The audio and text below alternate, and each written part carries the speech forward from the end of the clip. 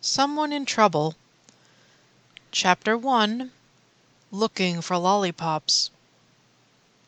Deep, deep beneath LazyTown, the echoing cackles of resident villain Robbie Rotten filled his lair. He danced around a churning and chugging machine as he twisted knobs and punched buttons. At last, with a final clang, the contraption expelled an enormous slice of cake. Robbie held up the plate with a triumphant chuckle as he admired his dish. He took a big scoop out with his fork and swallowed the mouthful whole. The sugar made his shoulders roll back with the delicious sensation. He deemed this slice a success. Nothing like a sweet and chewy, frosted gooey dessert for breakfast. But there would be no peaceful meal for Robbie Rotten. Just as he opened his mouth to take another bite, the large rusted speakers hanging from his ceiling dropped down with a clatter and blared out with a child's shouts and screams. So sudden and loud was the interruption that Robbie gave a shout of his own and threw up his hands to send his cake flying. He growled and straightened up stiffly. "Now what is it?" He stomped across the room and up the ramp to the control center of his lair. "Well, let's take a peek." He pulled down his periscope and peered into the lens. The view came into focus and gave the villain a look at the town sitting over his head. He spun the viewer around, darting through glimpses of the town square, the garden, the sports field. Quickly he found the source of the commotion. One of those noisy kids had managed to get himself up the tree again. It was the smallest one with the round head. What was his name? Zagat? Wiggy? Ziggle? Candy Boy was up there with a big lollipop in one hand and the tree branch in the other, and it looked like he was going to fall off at any moment. The grating shrieks of laughter were quick becoming more frightful cries and calls for help. Robbie turned away from the periscope a little less annoyed. "Well, this isn't so bad," he said. Another loud shriek from the boy made Robbie jump in place, and he frowned again. But can't he fall more quietly?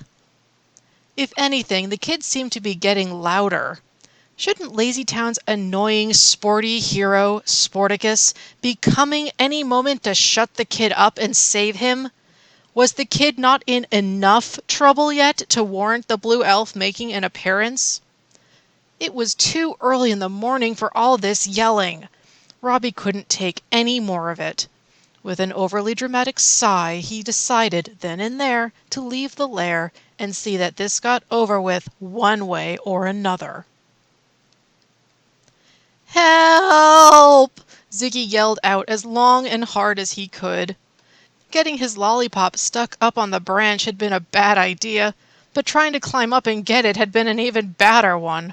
Now the little kid's grip on the branch was starting to slip, and it was a long way down. "Must you be so loud when people are trying to have their breakfast?" Robbie Rotten shouted as he stormed across the grounds to stand under Ziggy's branch. "Hurry up and let go already so that I can get some peace and a new piece of my cake." A swooshing sound overhead pricked Robbie's ear, and he looked sharply away from the tree with an aggravated groan. There at last was Sportacus coming down from his airship, pedaling furiously fast on his sky chaser. First, this kid interrupts Robbie's morning, and now he can't even enjoy seeing the brat fall down.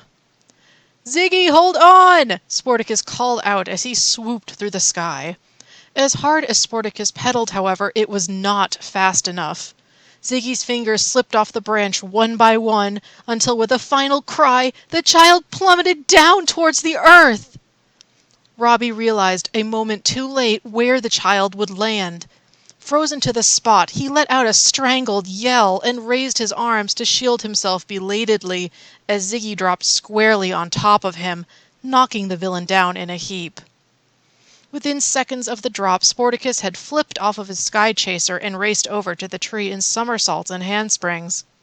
He grabbed Ziggy's flailing arms and pulled him up off the ground. With the weight off of him, Robbie scrambled to pick himself up.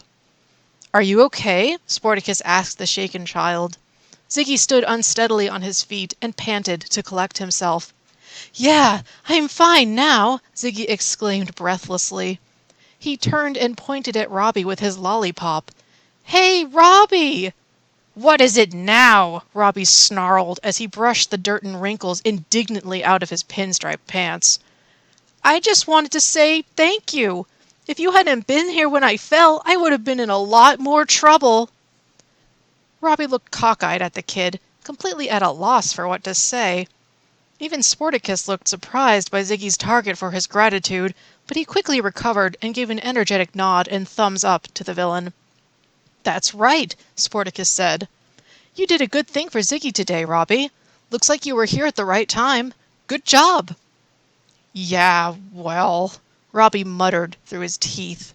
This was not what he had come topside for at all, and he quickly moved to slink away. Whatever. It looks like my help won't be needed after all, Sportacus said.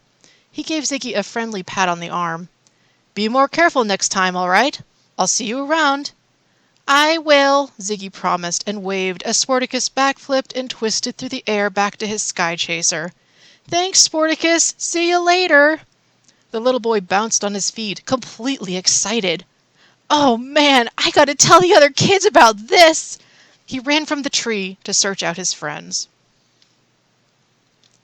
Not so far away yet, Robbie Rotten could hear Ziggy already yelling at the top of his lungs again. Didn't that kid ever run out of air for those pipes of his? He loitered around instead of returning to his lair right away, and followed the noisy child's antics with resentful curiosity. Finding a discreet hiding spot in the hedge, he waited to see what would happen next. Sitting on a low wall, Trixie and Stingy were deeply engrossed in a heated battle of rock, paper, scissors, while Stephanie refereed and Pixel watched. It was necessary for her to do it because Stingy kept claiming that every move Trixie threw belonged to him so that he always won. The argument was quickly forgotten as Ziggy rushed over with his arms waving. Guys! Guess what?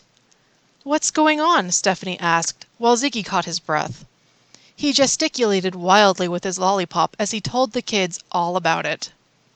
I was up in the tree over there this morning, looking for lollipops, and I fell off a branch.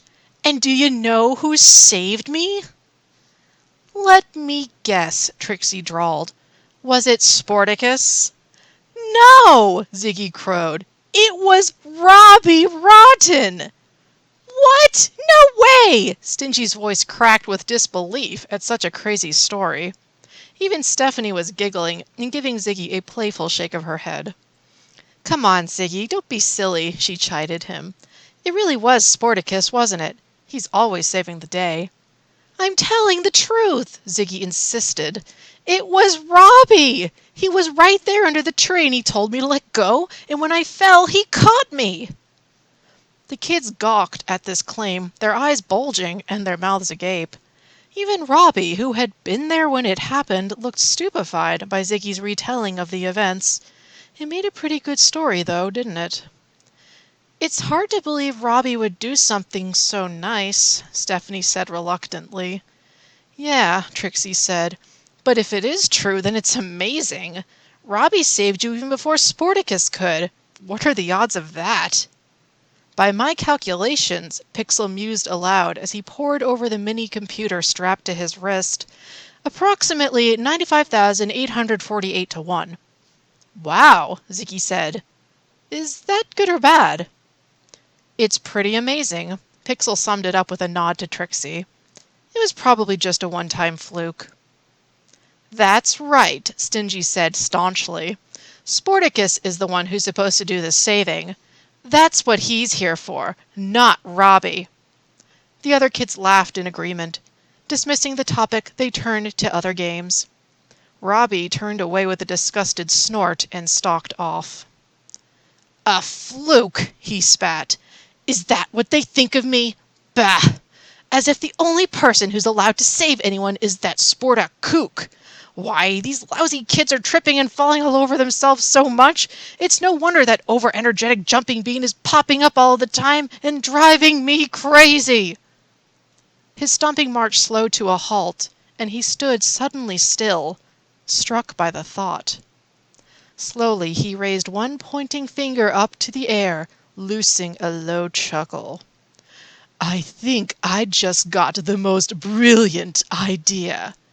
Or is it a sneeze? He waited motionless again before crowing with glee. "It is an idea! Yes, yes!" He strode off with renewed purpose now, eager to return to his lair and formulate his newest plan to get the better of Sportacus.